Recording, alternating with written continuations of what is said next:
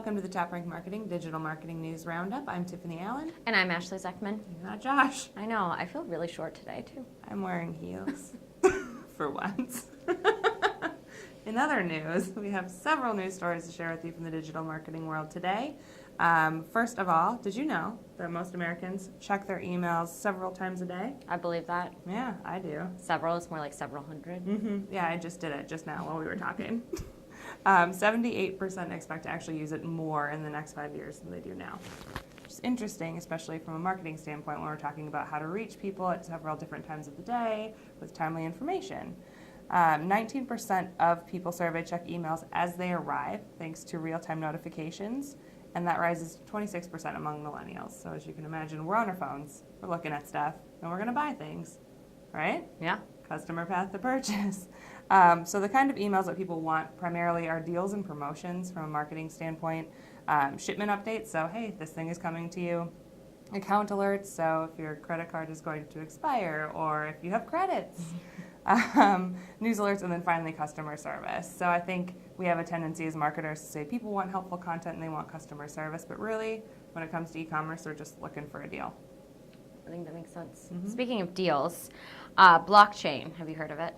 I've heard an internet rumor. Okay, well, apparently it's skyrocketing. Got it. If you don't know, blockchain is the technology used to power the ever-popular Bitcoin, which over the last few weeks has just gone crazy high.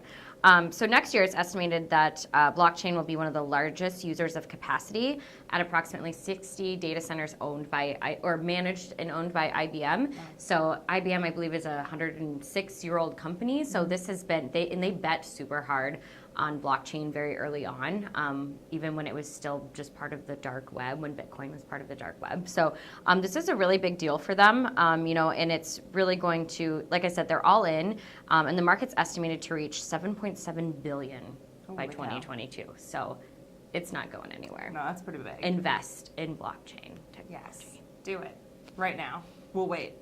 No, it's okay. You don't have to right now.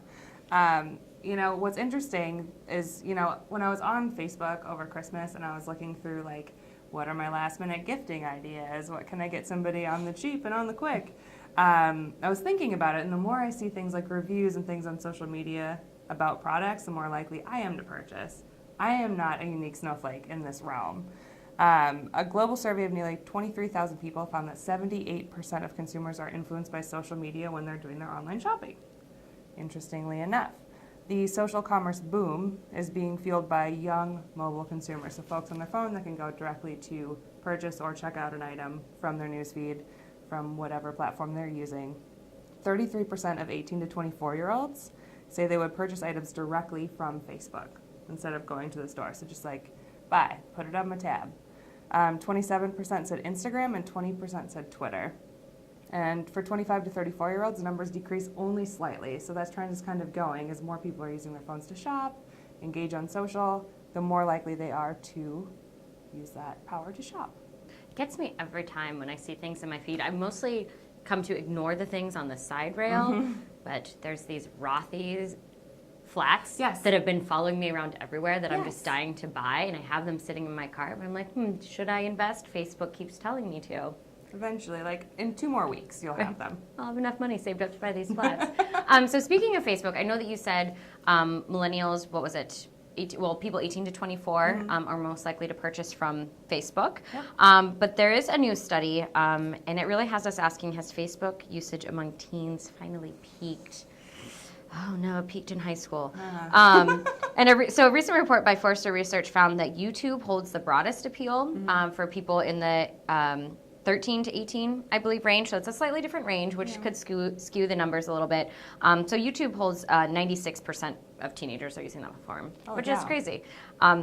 And Facebook actually holds the number 2 spot with 76%. So it's still going strong, but it unfortunately is the only social network that has faced decline with that target group. And there's also some debate about whether Snapchat or Facebook actually reigns supreme in terms of new adoption. Right. So there may be more people using, or more teenagers using Facebook right now, but in terms of, again, who's gaining ground, it sounds like there's a few differing opinions on if it's Snapchat or if it's Facebook. Everything I've heard says Snapchat, but You never know. Can't argue with All I Facebook. know is my little cousins won't go on Facebook, probably primarily because of what they know it'll do to them on there. Like, oh, you're so cute as a baby. Let Let's me talk embarrass about you. it. Yeah, so that might be a factor if everyone's parents and grandparents are on there. They're trying to do their cool social media stuff. They don't want to be called out for, like, you know, wearing sweatpants under that cool dress. Or whatever. That's how you do. market to teens. Yes, I know you're wearing sweatpants. Well, you know, that's really all the news that we have for you today. You can read more in the top and the bottom of this post, or subscribe to the TopRank blog for more, or follow TopRank on Twitter at TopRank. And we will see you next year. Oh my goodness, we will. Have a happy new year. Bye-bye.